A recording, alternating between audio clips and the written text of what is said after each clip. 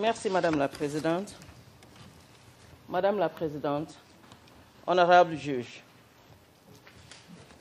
l'affaire que nous vous présentons aujourd'hui concerne M. Laurent Gbagbo, un président qui a renoncé au processus politique, électoral, démocratique, préférant recourir à la violence et au crime pour se maintenir au pouvoir.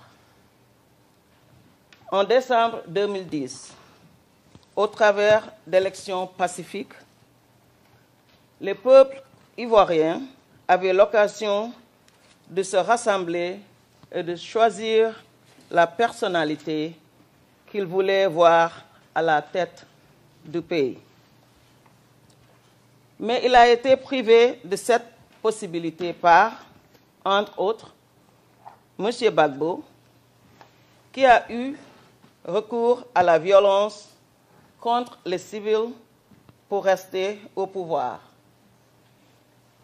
En l'espace de seulement quelques jours, la Côte d'Ivoire est passée d'un pays où des citoyens ordinaires respectueux des lois se présentaient massivement aux urnes pour élire leur président à un théâtre de violences extrêmes qui ont plongé une nouvelle fois le pays dans le chaos et divisé ses citoyens.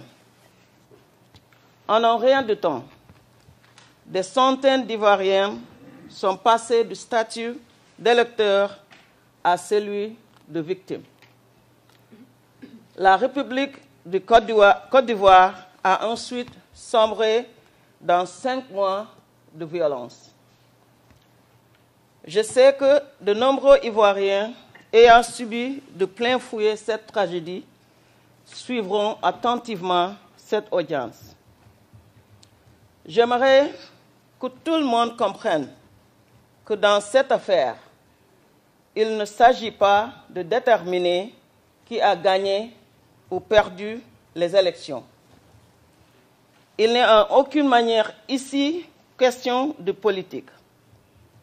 Si nous sommes présents aujourd'hui, c'est parce que des atrocités ont été commises en grande échelle contre la population ivoirienne après les élections.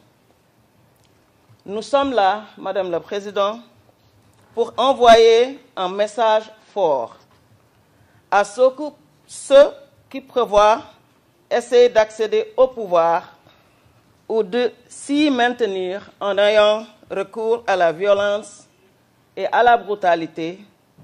Ils devront dorénavant répondre de leurs actes. Madame President, Your Honor, Madame le Président, Madame, Monsieur les juges, avec votre autorisation, je vais poursuivre en anglais. Aujourd'hui, mon bureau est ici pour démontrer que Monsieur Laurent Gbagbo porte la plus lourde responsabilité de certains des crimes les plus graves commis en Côte d'Ivoire pendant la violence post-électorale 2010-2011. Ce qui aurait dû constituer un moment d'unité.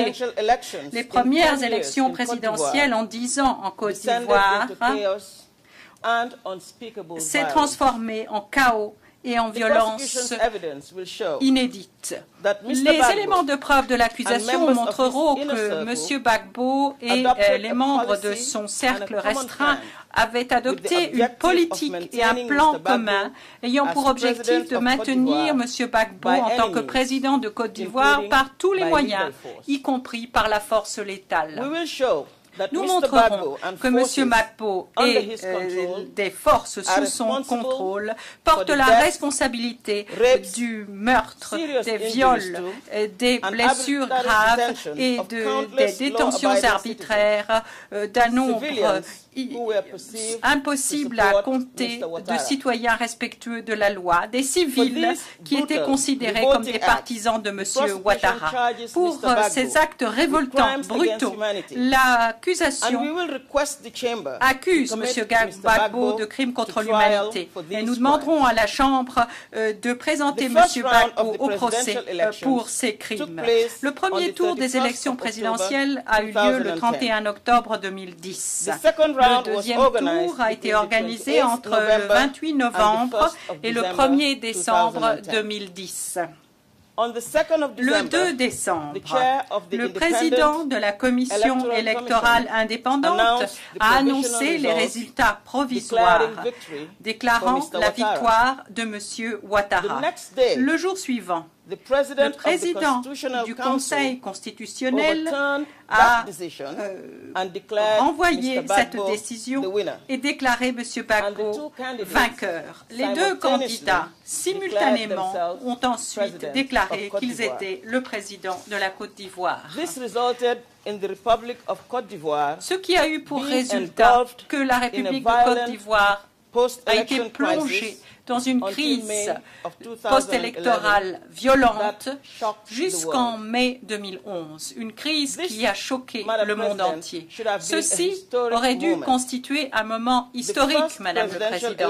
Les premières élections présidentielles en Côte d'Ivoire depuis 2000.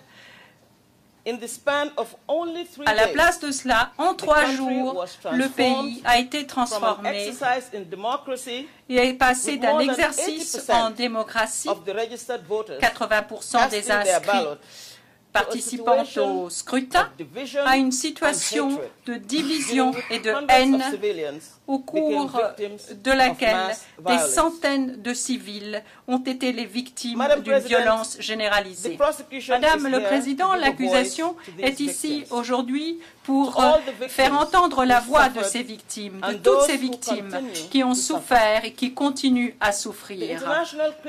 La Cour pénale internationale ne peut pas ramener les membres des familles qui ont été perdues ou leur permettre d'oublier la peine qu'ils ont endurée. En accusant M. Gbagbo des crimes commis, nous souhaitons apporter justice à ces victimes. Madame le Président, Madame, Monsieur les juges, l'accusation a choisi 4 incidents représentatifs des crimes commis par les forces pro-Gbagbo dans le cadre d'une série d'attaques lancées par M. Gbagbo pendant la violence post-électorale. Dans les jours à venir, l'accusation va résumer ces éléments de preuve principaux au sujet de ces 4 incidents. Elle montrera que M. Gbagbo est responsable du meurtre d'au moins 166 personnes, du viol d'au moins 34 femmes et jeunes filles, d'atteintes graves à l'intégrité physique et de grandes souffrances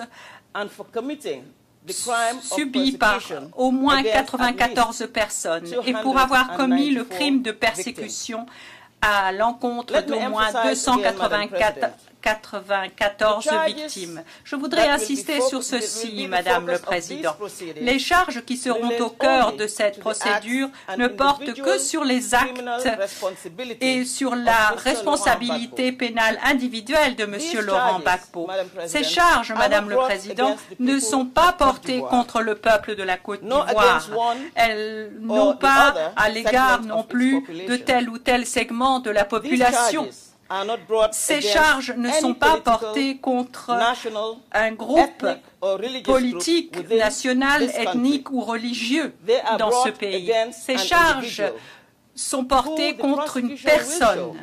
Et l'accusation montrera que cette personne a commis des crimes qui ont été infligés à l'ensemble de la population de la Côte d'Ivoire. Cette Cour garantira une équité de la procédure et tous les droits de M. Gbagbo dans le cadre du statut de Rome seront respectés. À la fin de l'audience de confirmation des charges, ce sera à vous, Mesdames, Monsieur le juge, ce sera à cette Chambre seule de décider s'il convient de traduire M. Gbagbo en justice ou non. Madame le Président, Madame, Monsieur les juges, avec votre autorisation, je vais maintenant demander à Monsieur Eric MacDonald de résumer les charges qui pèsent contre Monsieur Gbagbo ainsi que le fondement de la thèse de l'accusation à son égard. Je vous remercie, Madame le Président.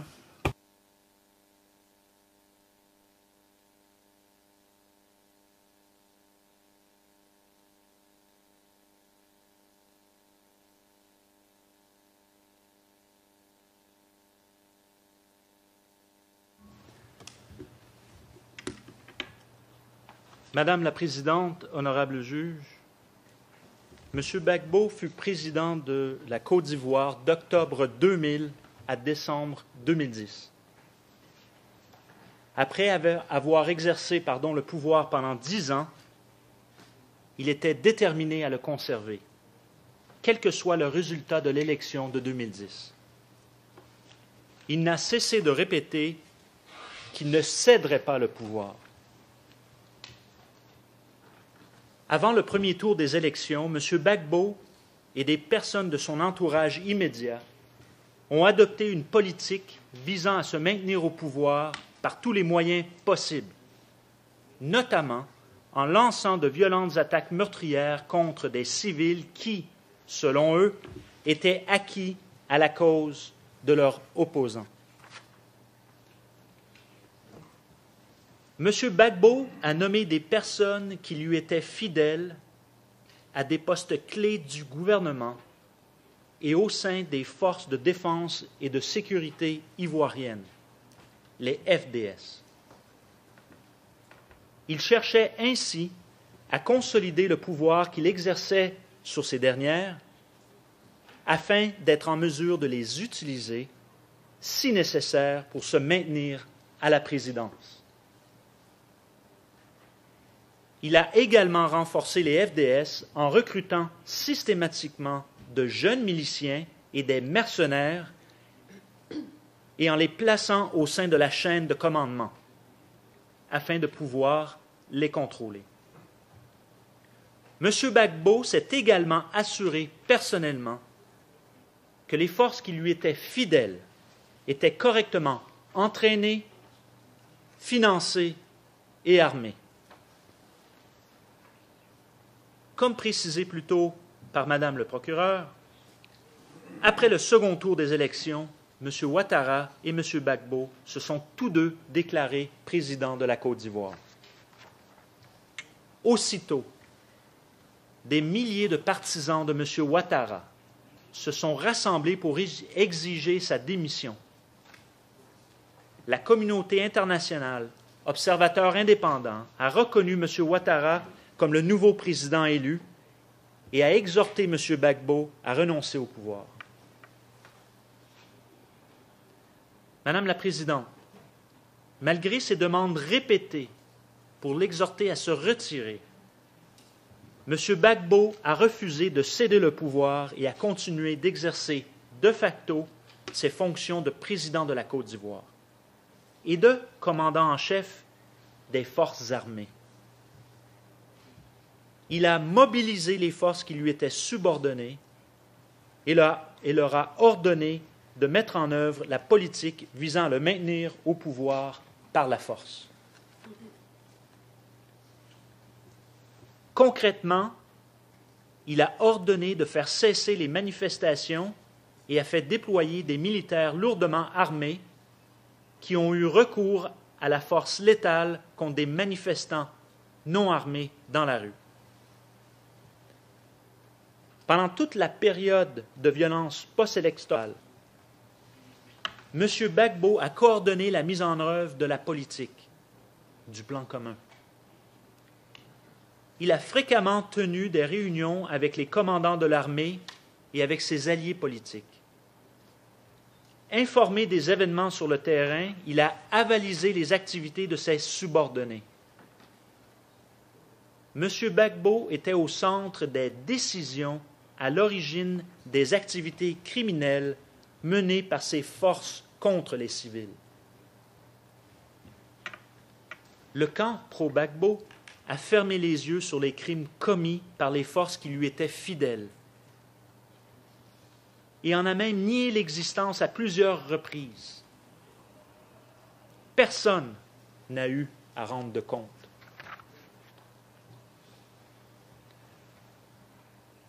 Pendant ce temps, M. Ouattara et des membres de son gouvernement s'étaient installés à l'hôtel du Golfe, dans le quartier de Cocody à Abidjan.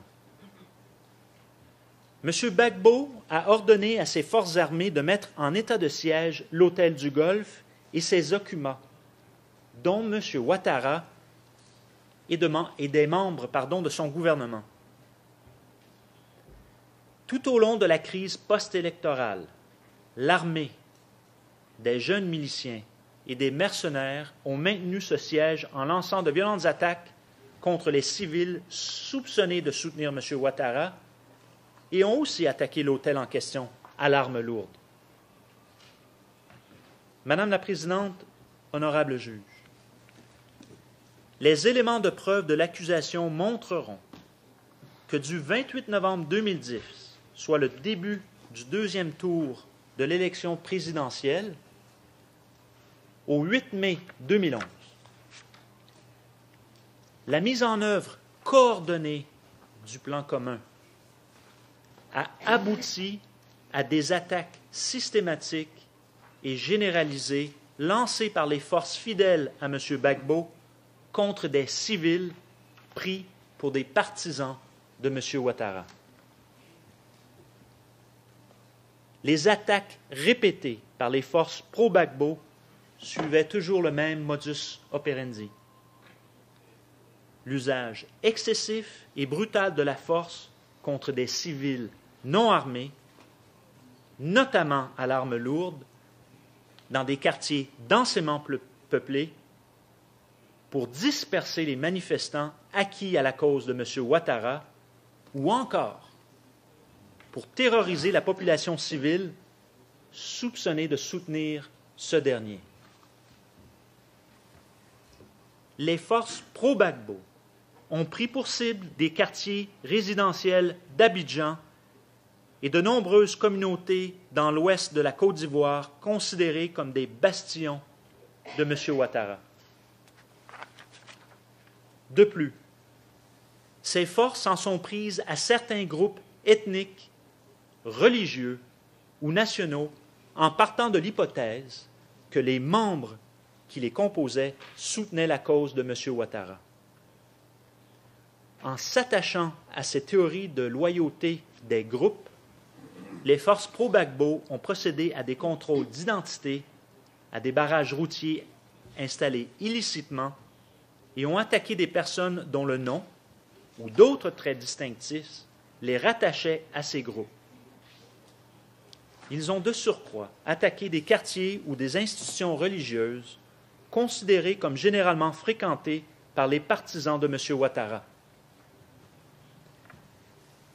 Dans le contexte de ces attaques, et notamment dans celui des 4 événements sélectionnés par l'accusation, et que je vais résumer, les forces pro-Gbagbo ont commis les crimes reprochés en l'espèce à M. Gbagbo. Premièrement, le 16 décembre 2010 à Abidjan, des partisans de M. Ouattara, des civils, ont marché vers les locaux de la radiodiffusion télévision ivoirienne, la RTI, pour introniser le nouveau directeur général de cette institution. Les forces pro-Gbagbo ont réprimé cette manifestation dans la violence alors qu'il n'y avait pas eu de provocation. Durant les jours suivants, soit jusqu'au 19 décembre 2010, les forces pro-Gbagbo ont ensuite lancé de violentes attaques contre des civils dans divers quartiers d'Abidjan. Lorsque cette vague d'attaques a pris fin, les forces pro-Gbagbo avaient tué 54 personnes au moins, en avaient blessé une 50aine au bas mot et avaient violé au moins 17 femmes et jeunes filles. Il s'agissait à chaque fois de victimes civiles. Le deuxième événement en cause s'est déroulé le 3 mars 2011. Le 3 mars 2011, plus de 3000 femmes se sont rassemblées dans le cadre d'une marche pacifique à Abobo, un quartier densément peuplé d'Abidjan, et ce pour demander la démission de M. Gbagbo et manifester contre les violations des droits de l'homme. Les forces pro-Gbagbo, et l'accusation démontrera que les forces pro-Gbagbo ont ouvert le feu sans sommation sur les manifestantes, tuant 7 femmes et blessant grièvement de nombreuses autres. Le 3e événement a eu lieu 2 semaines plus tard, le 17 mars 2011. Les forces pro-Gbagbo basées au camp commando à Bobo ont tiré au mortier sur une zone civile densément peuplée où se trouvait un marché local, une mosquée et des résidences. Au cours de cette seule attaque, plus de 25 civils ont été tués et plus d'une quarantaine ont été blessés dans le bombardement du marché et de ses environs. Nous en arrivons maintenant au 4e incident. L'arrestation de M. Gbagbo le 11 avril 2011, Madame la Présidente, honorable juge, ne signifie pas que le plan commun avait pris fin. En fait, quelques jours avant son arrestation, M. Gbagbo, depuis son bunker, et alors que son appréhension physique n'était qu'une question de temps, comme la suite des événements le montrera, appelait le peuple à poursuivre la lutte contre M. Ouattara et ses supporters, qu'il associait à des terroristes. Son arrestation n'empêchera pas la continuation de l'exécution du plan commun.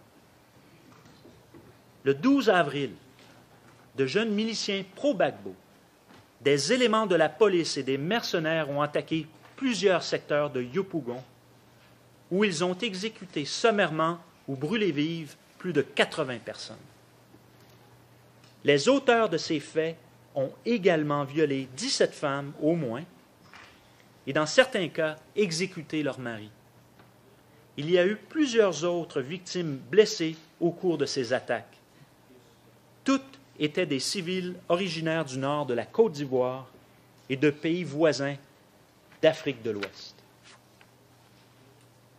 Madame la Présidente, honorable juge, en conséquence, M. Gbagbo est accusé au titre de l'article 25.3a du statut en tant que coauteur indirect des crimes contre l'humanité suivants ou, subsidiairement, au titre de l'article 24.3d, d'avoir contribué à la commission de ces crimes, soit le meurtre d'au moins 166 personnes, le viol d'au moins 34 femmes et jeunes filles, et le fait d'avoir infligé à 94 personnes au moins des atteintes graves à l'intégrité physique et de grandes souffrances, ou, et ce à titre subsidiaire, d'avoir attenté à leur vie. En outre, M. Gbagbo doit répondre du crime contre l'humanité de persécution pour des motifs d'ordre politique, national, ethnique et religieux à l'encontre d'au moins 294 victimes. Les chiffres avancés et les nombres au sujet des victimes, ce sont des chiffres conservateurs, Madame la Présidente, honorable juge. Voici pour l'essentiel les accusations et les fondements de la thèse de l'accusation. Dans les jours à venir, l'accusation fournira des preuves à l'appui de ce qu'elle avance en identifiant et en citant des déclarations de témoins, en renvoyant à des passages qui établissent que les crimes en cause ont bel et bien été commis et que la responsabilité pénale de M. Gbagbo est à ce titre engagée. L'accusation s'appuiera également sur des extraits d'enregistrements vidéo, ainsi que sur des rapports de l'Organisation des Nations Unies et d'ONG. Elle se fondera aussi sur des éléments de preuve documentaires et informatiques qui ont été saisis, y compris des documents retrouvés dans la résidence présidentielle de M. Gbagbo. À l'issue de l'audience de confirmation des charges, l'accusation demandera tout d'abord à la Chambre de conclure à l'existence de motifs substantiels de croire que les crimes en question ont été commis. Elle lui demandera ensuite de confirmer la responsabilité de M. Gbagbo et de confirmer donc que cette responsabilité est engagée et qu'il doit pénalement en répondre. Enfin, l'accusation demandera de renvoyer M. Gbagbo à procès afin d'être jugé sur la base des charges telles qu'exposées dans le document de notification des charges. Madame la Présidente, honorable juge, ainsi s'achève notre déclaration liminaire et cette audience dans les temps prescrits. Nous vous remercions de votre attention.